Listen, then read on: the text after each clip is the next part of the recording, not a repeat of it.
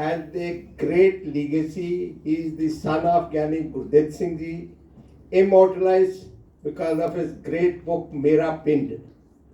And his mother, Dr. Inderjeet Kaur Sandhu, was the first lady vice chancellor in this region, or maybe in the entire country. So, and this book which he has authored is also dedicated to Gyani Ji.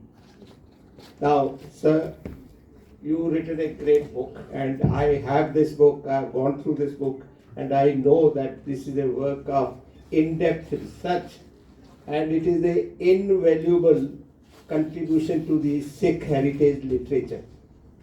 Now, please tell me about this journey of writing this book, and how did you go about it? Because as I understand, every book is an immortal child of the author. Because, you know, the children go away, but the books stay, like Mera Pind stays. And this book, which Guru Nanak, his life and teachings, will stay. So kindly tell us something about the book. How did you think about this book? Thank you so much for the question, and thank you to the organization for inviting me over. As far as the book goes, it was a very mundane kind of a start. I'm a journalist, and I was asked to write the book. So there was no inspiration, there was no bolt of lightning coming from anywhere. It was the pressure, gentle and firm pressure of my publisher, who invited me to write the book after I had finished an earlier one on Marshal of the Indian Air Force, Arjun Singh.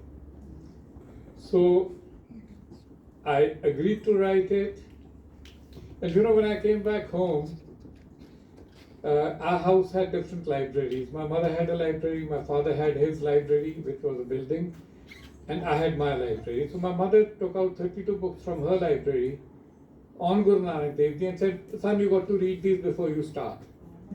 I was not happy. But that's how it started. And as I realized very soon that to make a difference, I had to write something that was accessible. That the only thing I could bring to the table for my readers was an accessible book in which I wrote in a simple language and tried to condense things. And believe me, that's really, really difficult. Because it's so easy to carry on and it's so difficult to condense things. You have to get to the truth of things before you do, but that's how it all started, and then the journey began, still continuing. The fact is that compositions of Guru Nanak have been recorded very faithfully. Most of us are aware of that fact. But Guru Nanak never wrote anything or never left anything particular about his own life or his teachings. And it is the others who later on followed that. So the fidelity of whatever is available and whatever you must have gone into and the research which you carried out to make it appear as if it is authentic. Because I have gone through this book, there is so much of research which has gone into this. How did you go about sifting, starting out the data, information, so much that is available on Guru Nanak? How did you go about it, sir? The old-fashioned way by rolling up my sleeves. You know, you just go through it, and also you realize that at certain periods of time, certain opinions became popular, and then at a different period of time, a different interpretation was given. And with the benefit of hindsight, which is always 20/20, you could look at all these things and see if there were certain cultural or other influences that had tainted the sort of process at a particular time. I'm sure people will look at my book at a later stage and feel the same way, but that's the way, you know, the whole dialectic goes. But that is what it was. It was just, you know, getting down to it. And of course, I was immeasurably helped by the fact that I had my father right next to me. So I could just ask him something and he'd explain it to me. I mean, that that cut down my research because I could borrow from him. So that is a gratitude which I must acknowledge. Actually, I know writing any book takes a lot out of you. And when you write a book on as great a human being as Guru Nanak Dev Ji, then it must have been a learning and humbling experience for you also. Absolutely. You must have gone through that. You see, you're talking about the perspiration which is involved in the book. I am reminded of Reed Smith, who wrote, he says, writing is very easy. All you have to do is to sit next to a typewriter till little drops of blood appear on your forehead. It is that easy. So you have gone through that process of it being that easy. Now, sir, in today's world, the principles of Guru Nanak, oneness of God, universal brotherhood, these principles, where do you see how these are being, used? How are these being propagated, talked about?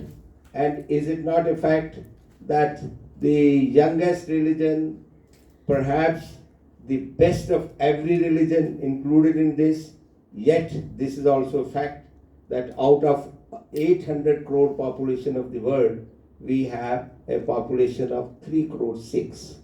What do you have to say about this? Let's start with Guru Nanak's philosophy, the oneness. The very concept of Ikonkar takes us to oneness, and you see it all pervasive. When you look at Guru Nanak's work, you see him trying to bridge the gaps, to say that there is only one God at a time when people were fighting over this is my God and that's your God and mine is better than yours, and he's saying there's only one God.